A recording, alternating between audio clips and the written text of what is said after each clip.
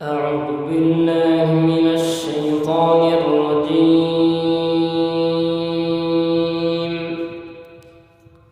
بسم الله الرحمن الرحيم.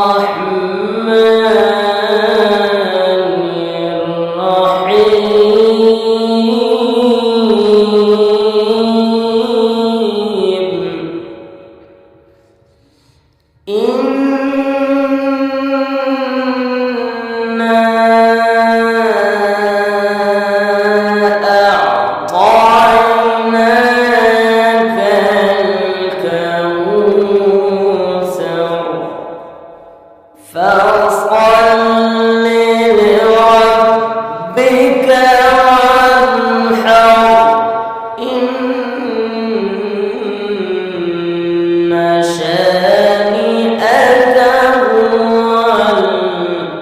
الأبتر. صدق الله العظيم. আজ আমি একটি গুরুত্বপূর্ণ বিষয় নিয়ে আলোচনা করতে চাচ্ছি, সেটা হলো কোরবানি।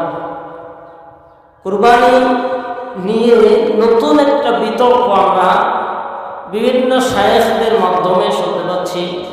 বিশেষ করে বাংলাদেশের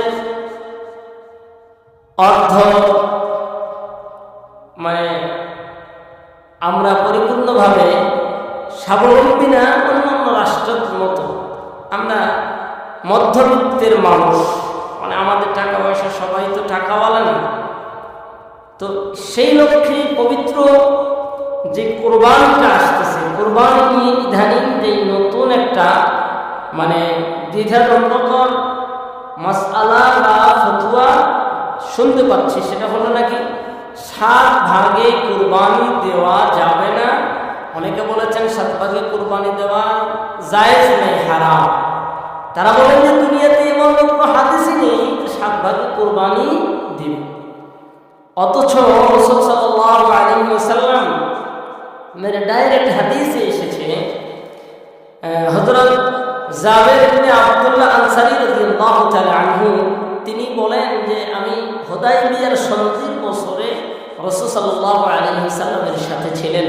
তিনি কুরবানি করার জন্য 7 ভাগে দেওয়ার বিষয়টা আমাদেরকে উৎসাহ দিলেন।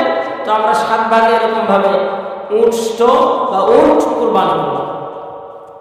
তো এই যে মানুষের দিকে একটা ঝামেলা মাসআলা দিয়েছেন, তারা বলেছেন যে না, এই হাদিসটা হলো সফররত অবস্থায়, মুকিম অবস্থায় নয়।